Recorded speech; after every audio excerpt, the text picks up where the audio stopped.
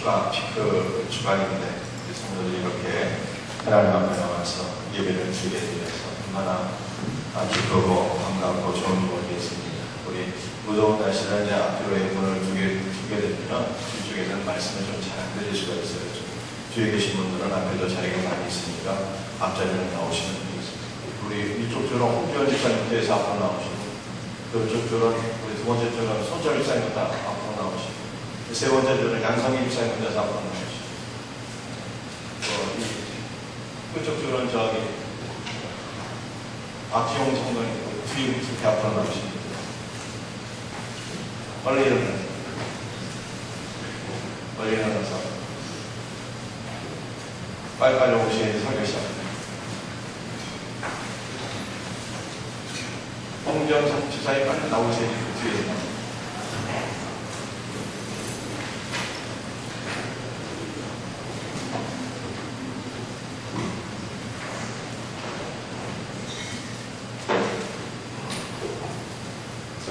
누가는 사도행전에서 사울의 회심을 3번 반복해서 기록하고 있습니다. 첫 번째는 사도행전 9장 1절에서 9절에서 자신이 전개하는 이야기 가운데 일부로서 그의 회심을 기록하고 있고요.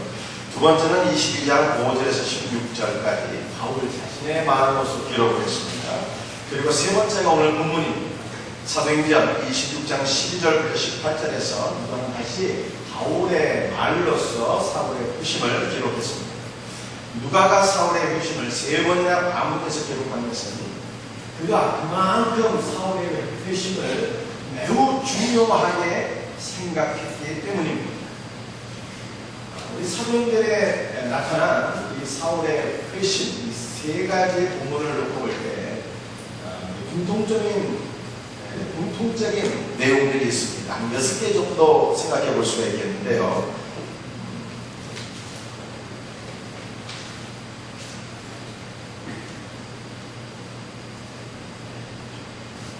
여섯 개 정도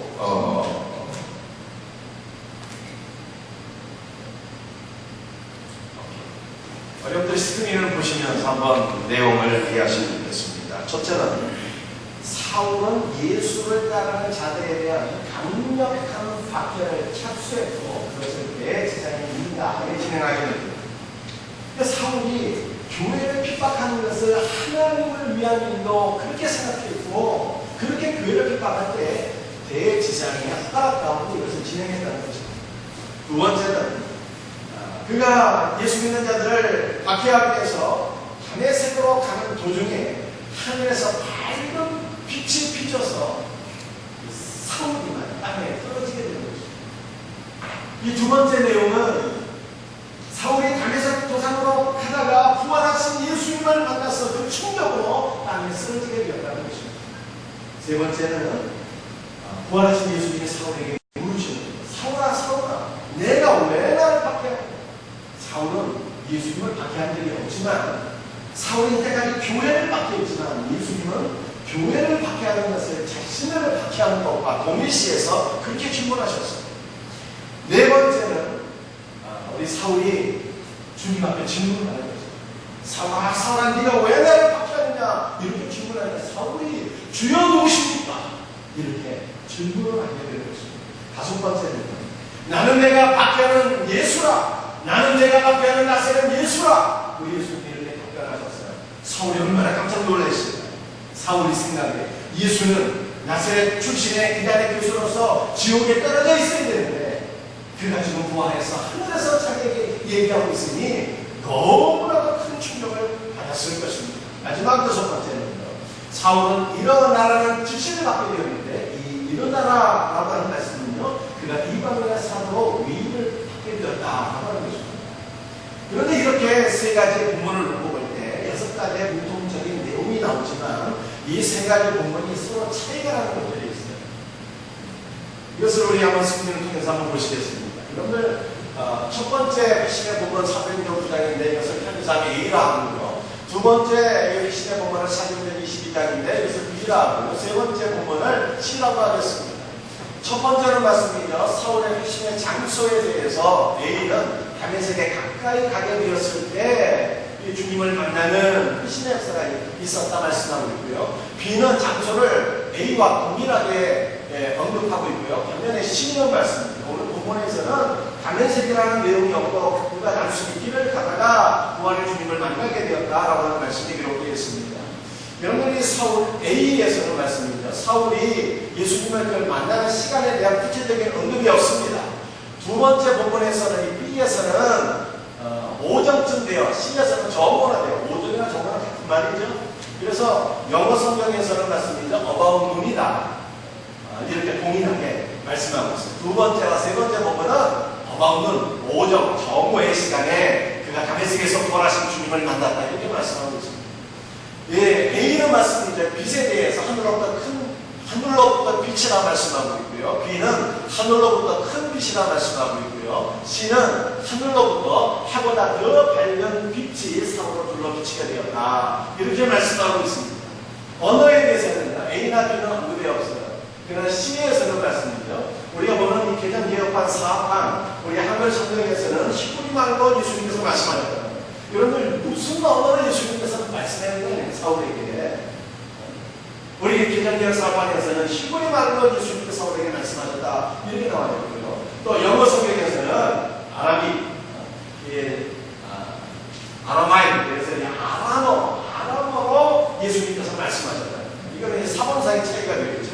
어떤 사본에서는 히브리말로, 어떤 사본은 아람어로 예수님께서 말씀하셨다는 것인데, 여러분들 사실 히브리어와 아람어는요, 자음 22개가 동일하게 똑같고요. 문법도 거의 같습니다. 그래서 상당히 무사한 말이고요. 그래서 어떤 부분에서는 히브리말, 어떤 부분에서는 아람어 이렇게 말씀하셨다는 거예요. 여러분들 A에서는 그 특징이 바울이 눈이 멀게 되었으면 그가 어떻게 치유를 받게 되었는가를 설명하고 있어요.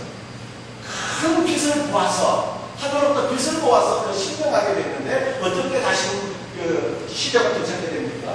우리 주님의 말씀대로 그가 다메섹으로 돌아가서 아나니아를 만나서 아나니아로부터 기도를 받게 되었을 때 눈에 비늘 같은 것이 다 떨어져서 시대가 되찾게 됩니다. 여러분 B에서는 말씀입니다. 바울이 눈이 멀게 된 것은 기록하고 있지만 어떻게 시력을 되찾았느냐 하는 것은 기록하고 있지 않습니다. 대신 B에서는 말씀이죠. 예수님을 만날 때 바울이 두 번째 한 질문이 기록되어 있어요. 첫 번째는 무엇이었습니까? 주님 누구십니까? 이게 첫 번째 질문이고요. 두 번째 질문은 말씀입니다. 주여, 내가 무엇을 하는 줄 됐습니까? 주여, 무엇을 하리까? 이 두 번째 질문이 B에만 기록되어 있습니다. C에서는 말씀입니다. 오늘 본문에서는 다른 본문에 없는 내용이 기록되어 있는데, 우리가 지난번에 그 말씀을 제가 드렸지만, 우리 주님의 말씀, 사울아, 가시체를 뒷받침하기가 내게 고생이구나. 이 말씀이 사도행전 26장 본문에만 기록이 되어 있어요. 이게 무슨 뜻이라고 말씀드렸죠? 우리 사울의 부심이 갑자기 이루어진 것이 아니라 그 전부터 우리 예수님께서 스테반을 통해서 끊임없이 말씀의 가시체를 채찍질하고 있었는데 그 주님의 말씀을 거부하고 예수님 믿기를 그가 원치 않은 이런 상태를 가리켜서 가시체를 뒷발질하기가 되게 고생이다. 성경 이렇게 말씀하고 있는 것입니다. 그런데 여러분 이러한 이 차이점들이 있지만 사실 이러한 차이점들은 사소한 것들이고요. 이 기사들의 차이점은 서로 모순되지 않고 오히려 서로를 보충하는 보완적인 관계에 있는 것입니다. 이게 마치 사복음서의 내용과 같아요. 여러분 사복음서는 예수님의 관한 이 행적들이 여러분 이상한 차이가 날 수가 있습니다. 그러나 그런 것들은 모순이 아니고 이 사복음서 마태, 마가, 누가, 요한은 이 네 가지 복음을 통해서 우리 예수님께서는 예수님에 관한 것을 보다 더 온전한 그림을 우리들에게 보여주고 있는 것이죠. 마찬가지로 이 세 가지 복음을 통해서 우리는 사울의 부심을 보다 더 온전하게 이해하게 되는 것입니다. 여러분이 세 가지 복음, 이 부심에 관한 기록을 보게 될 때 핵심적인 내용은 바로 이것입니다. 우리 같이 한번 읽어보겠습니다. 세 가지의 회심의 기록을 우리가 살펴보게 될 때 핵심적으로 나타나는 것이 바로 이것이라고 하는 거예요. 같이 읽겠습니다.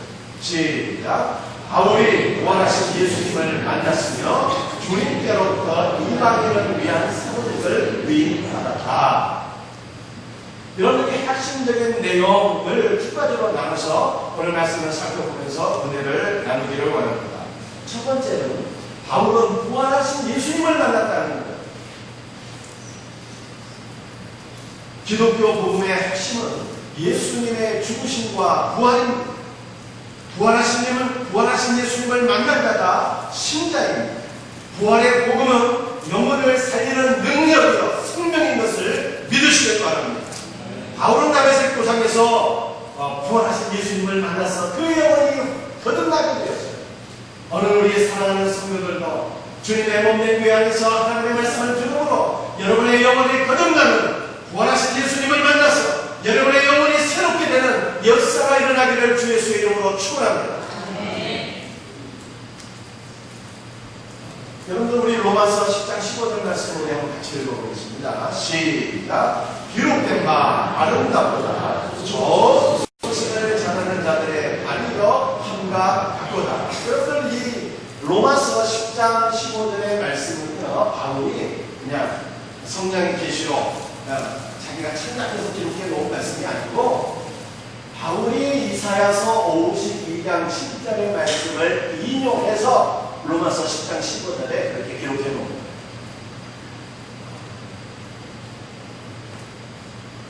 기록된 바 아름답보다 좋은 소식을 전하는 자들의 발이 한다고 좋은 소식을 전하는 자들의 발이 하나님께서 보시되 너무나도 아름답다. 여러분들 좋은 소식을 볼까요? 우리 사랑하는 자녀들이 공부 잘해서 대학 들어가고 대기업에 취업하고 높은 연봉을 받고 이게 참 좋은 소식입니다. 여러분들 이런 일들이 있기를 바랍니다. 그런데 성경에서 말하는 좋은 소식은 이런 게 아닙니다. 성경에서 말씀하고 있는 좋은 소식이라고 하는 것은 어떠한 것입니까? 여러분 좋은 소식을 가샤르라고 해요. 가샤르. 여러분들이 가샤르의 물법은 맞습니다. 한 가지만 말씀드리면 피해, 강조 운동이라고 하는 것인데 좋은 소식을 전하다 이 것인데 좋은 소식을 전하는데 대충 전하는 게 아니라 강조 운동 200% 에너지를 쏟아부어서 헌신의 힘을 다해서 목숨을 걸고 좋은 소식을 전하는 자들의 이 발걸음이 하나님 보실 때 너무 아름답다 이렇게 말씀하고 있습니다. 그런데 이 바샤르라고 하는 것은 두 가지 뜻을 갖고 있어요. 좋은 소식을 전한다 이 뜻이지만 바샤르라고 하는 것은 살아있는 몸을 뜻하는 것입니다. 똑같은 단어로 보이죠? 그러나 사실은 점 하나가 달라요. 모음이 다릅니다. 이 신이라고 하는 이 자음에 단모음 아가 붙어있고요. 밑에는 장모음 아가 붙어있어요. 그래서 위에 바샤르로 말씀이죠. 좋은 소식을 전한다는 뜻이고 밑에 바샤르로 말씀이 살아있는 몸에 살아있는 몸. 여러분들 좋은 소식이 무엇입니까? 성경이 말씀하고 있는 좋은 소식은 부활하신 예수 그리스도의 몸이에요. 살아계신 예수 그리스도의 몸. 예수님의 죽으심과 그의 육신의 부활, 여러분들 예수 그리스도의 살아있는 몸, 부활의 소식이 성경이 말씀하고 있는 복되고 좋은 소식인 것을 믿으시길 바랍니다. 여러분 우리가 부활의 복음을 듣게 될 때 우리의 영혼이 살아나는 생명의 역사를 경험할 수 있기 때문입니다. 오직 우리가 부활의 복음을 듣고 하나님의 찬양받으며 영원하신 하나님의 나라를 기업으로 상속받을 수 있기 때문에 부활의 소식만이 여러분들 가장 귀하고 복된 소식입니다.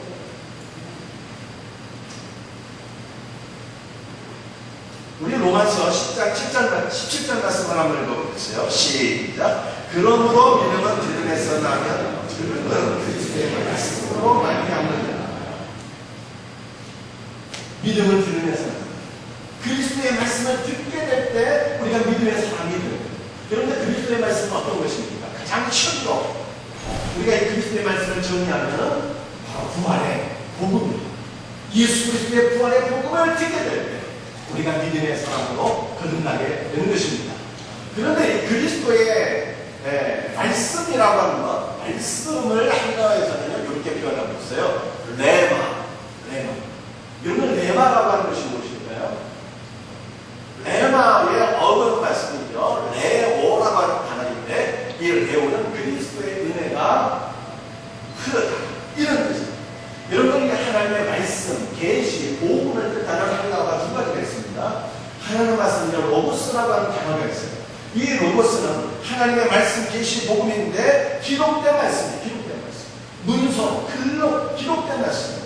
레마의 말씀은 어떤 말씀일까요? 우리의 심령 가운데 들리는 말씀.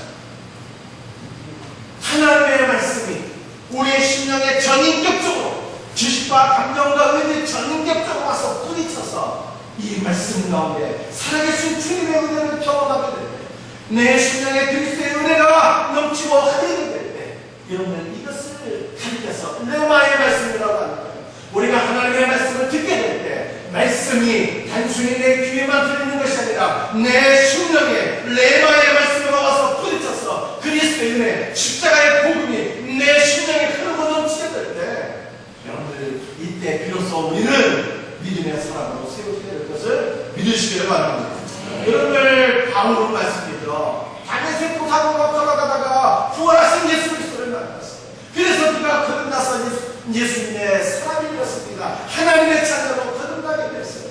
오늘날 우리는 어떻게 하면 좋겠습니까?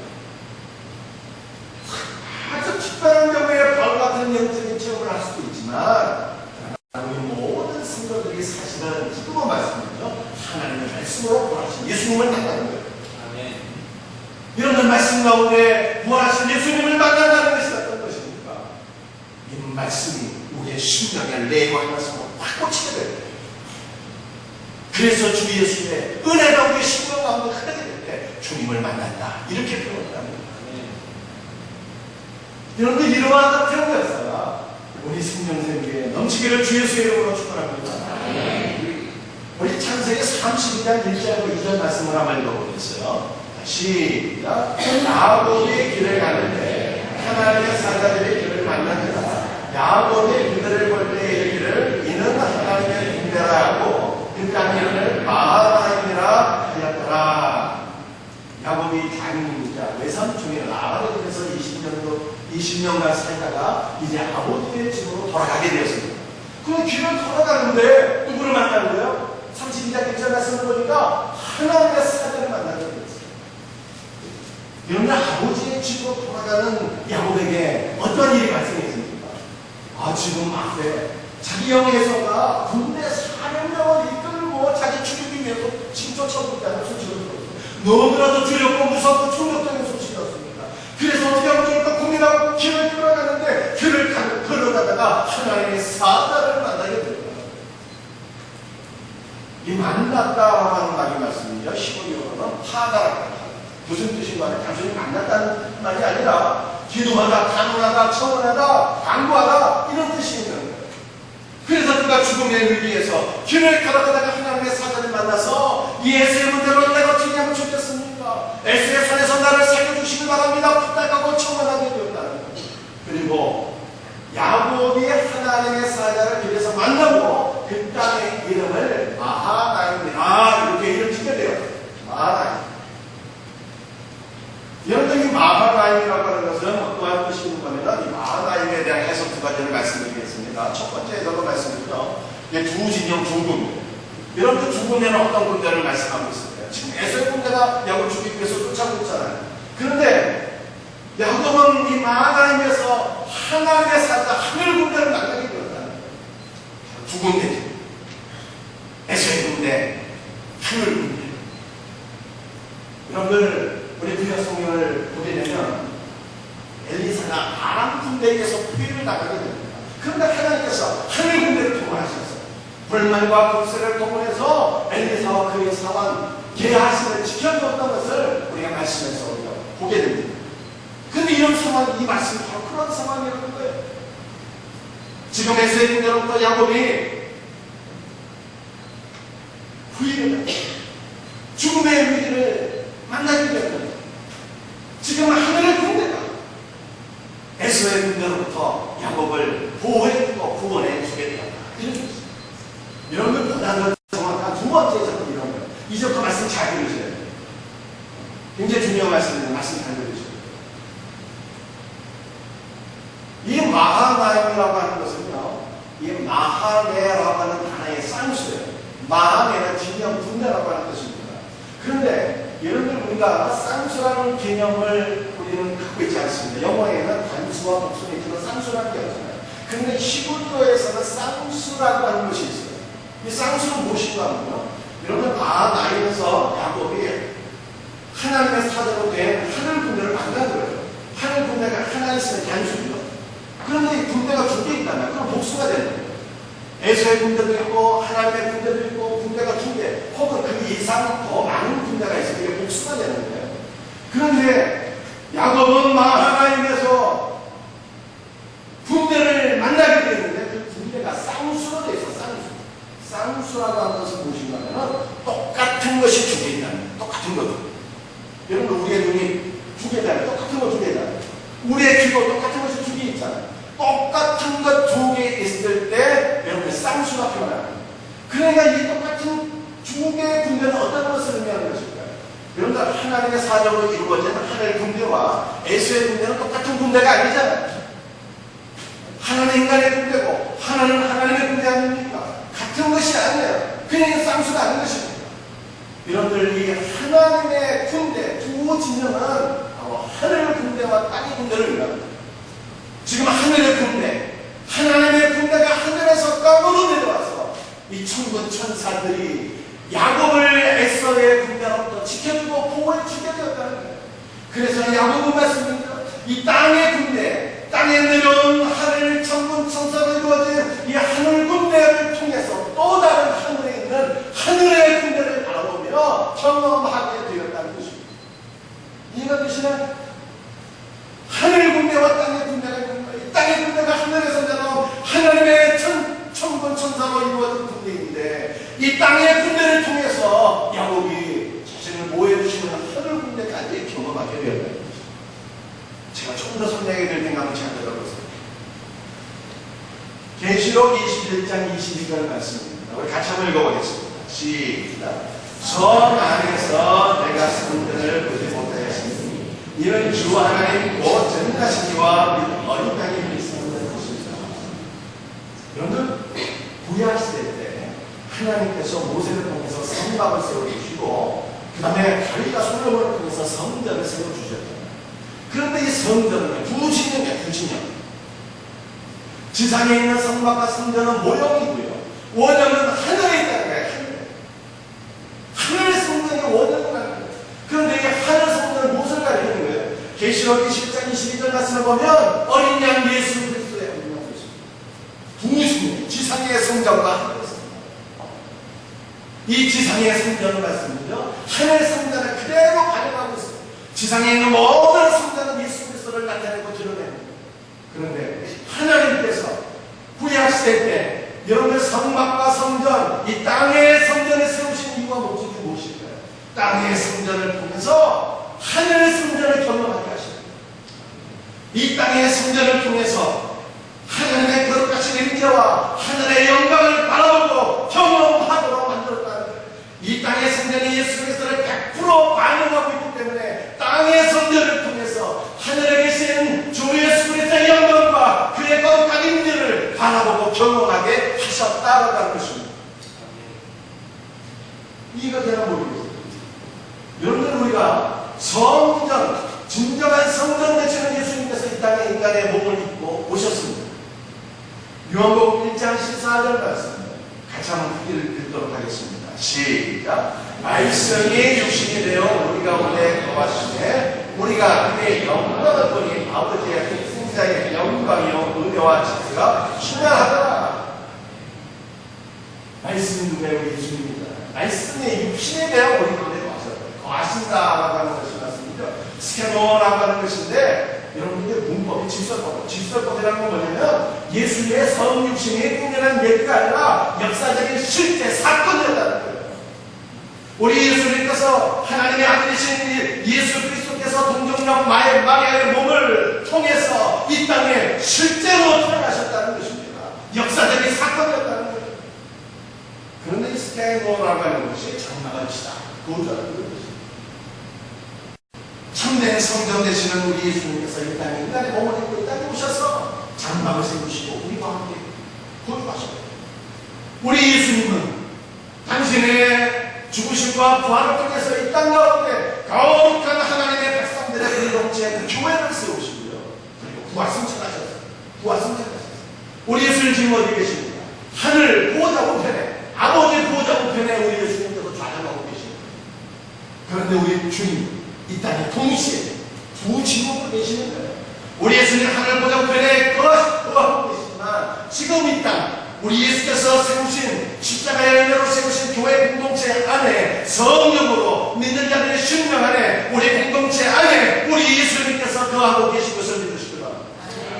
여러분들 요한계시록 말씀하셨습니다. 우리 예수님께서 촛대사, 7 촛대사를 건너고 계십니다.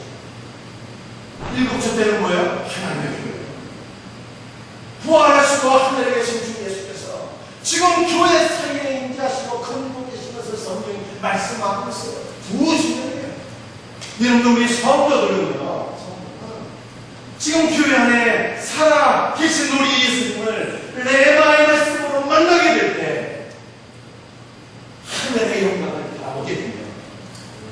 부활하신 예수 그리스도를 교회 공동체 안에서 레마의 말씀으로 만나고 경험하게 될 때 영원하신 하나님의 나라의 영광을 바라보게 되며 하나님의 나라를 기록으로 상속받게 될 것을 믿으십니다.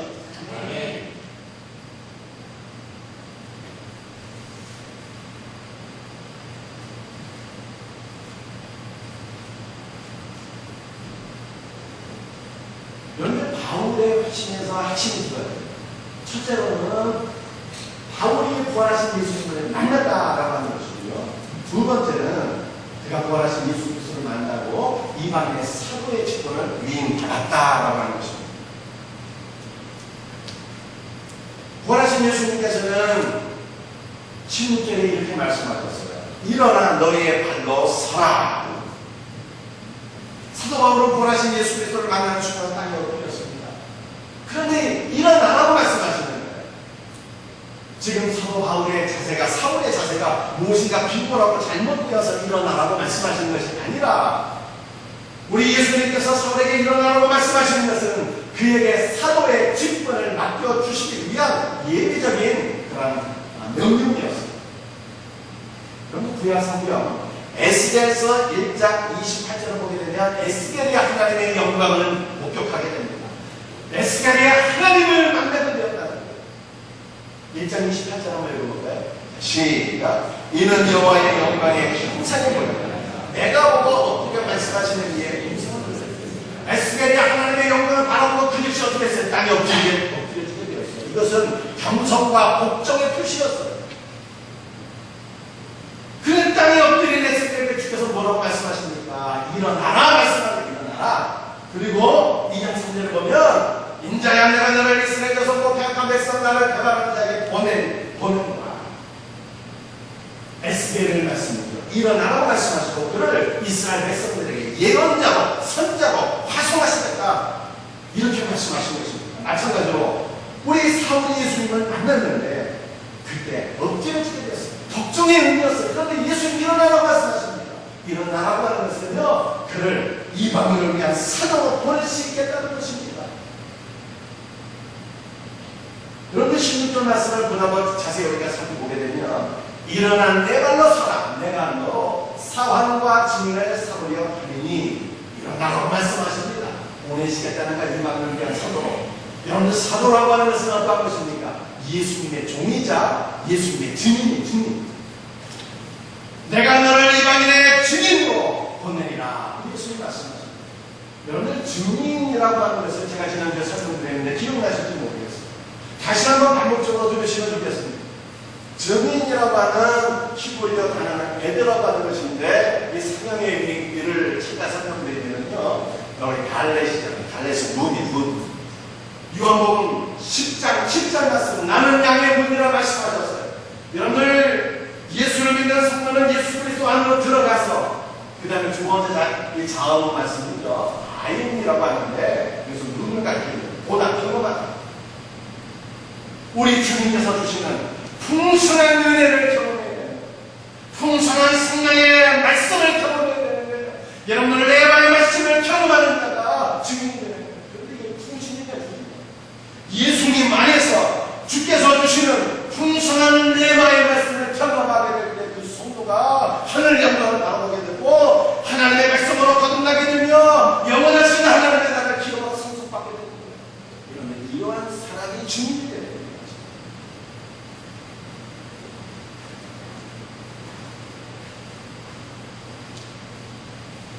우리 18절 말씀을 보게 되면 우리 예수님께서 사울을 이방인의 사도 예수 그리스도의 증인으로 세우신 목적이 나타나있어요.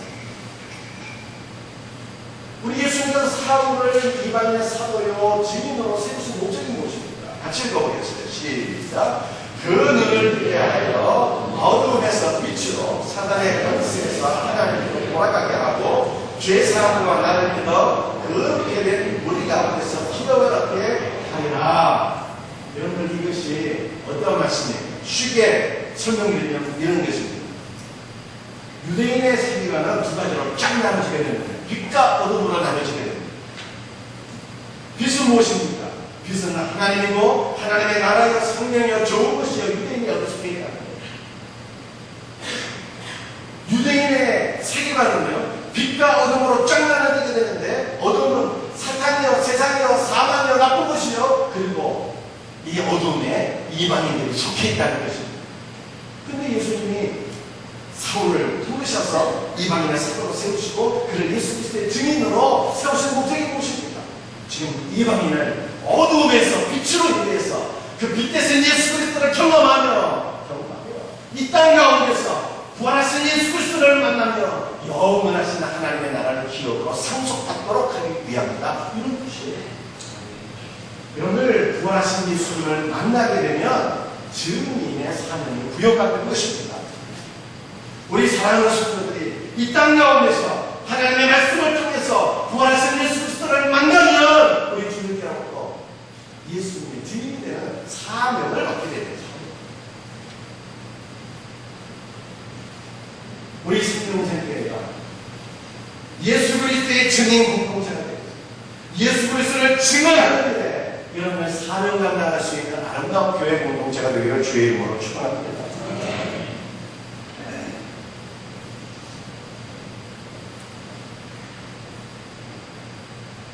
제가 마지막으로 이야기 하나 해드리겠습니다. 우리 교육자들 세계에는 이런 말이 있습니다. 부교육자는 담임 목사를 욕하면 저도 부교육자를 닮아가게 된다. 이런 말이 있습니다. 왜 그런지 모르겠어요. 근데 제가 경험을 해보니까 정말 그런 것 같아요.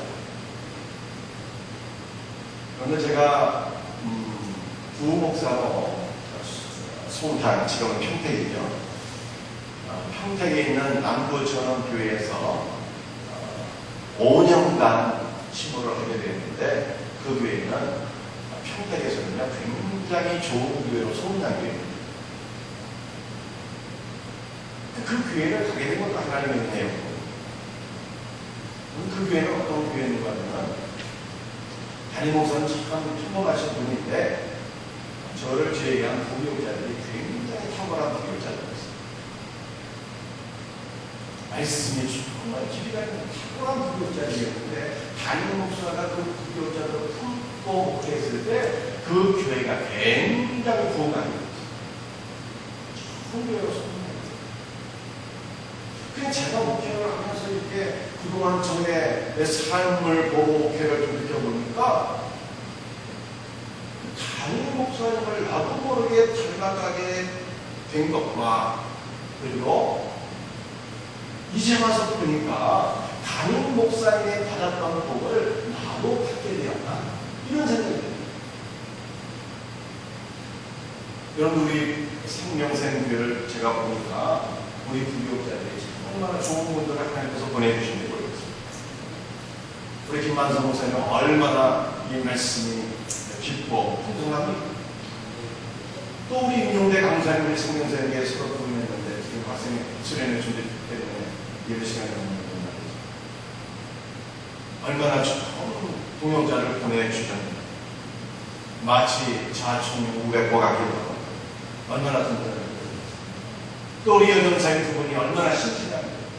전도와 신방에서 영원 사랑하는 마음 잘 감당합니다. 여기에 대해서 우리 생명생이 얼마나 좋은 장로님, 관사님, 집사님들 계십니까? 여러분, 제가 이 말을 접하는 이유는 뭘까요? 무슨 교육자들을 알라 이런 뜻이 전 아니고 우리 생명생이가 참 좋은 교회다 하는 것을 말씀드리고 싶은 거예요. 그런 교회 공동체가, 우리 생명생 교회 공동체가 지금 어떤 공동체가 되면 좋을까? 두 진영을 경험하는 그러한 교회 공동체가 됩니다. 교회 공동체 안에서 지금도 선포되는 말씀 가운데 레마의 음성으로서 이 말씀을 들으며 부활하신 예수 그리스도를 교회 공동체 안에서 경험하면서 부활하신 예수 그리스도를 만남으로 하늘의 영광을 바라보며 영원하신 하나님의 나라를 기업으로 상속받는 이러한 교회 공동체가 됩니다. 여러분, 우리가 부활하신 예수 그리스도를 만나는 교회 공동체는요, 반드시 사명을 부여하게 되는데, 그 증인의 사명입니다. 이 증인의 사명을 우리가 잘 감당하기 위해서는요, 좀 교회 공동체에 대한 자부심을 조금만 가졌으면 합니다. 여러분들, 예수님의 증인은 그냥 사는 사람 주님을 증거하는 거예요. 주님을 드러내고 주님을 나타내고 주님을 살아가는 것이 여러분 증인의 사명입니다. 사람 자랑할 거 없잖아요. 사람 자랑할 거.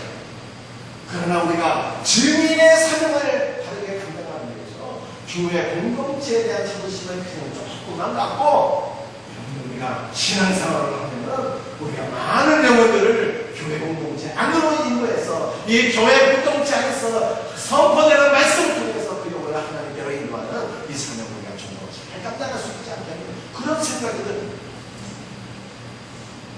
사랑하는 성도들, 우리 주의 몸 된 교회 안에서 말씀을 통해서 부활하신 예수님을 만나고 증인의 공동체로서 우리가 교회 공동체에 대한 자부심을 갖고 예수님을 증거하는 이 사명보다 더 잘 감당할 수 있는 우리 생명샘교회가 될 수 있기를 주 예수의 이름으로 축원합니다. 우리 다 같이 일어나시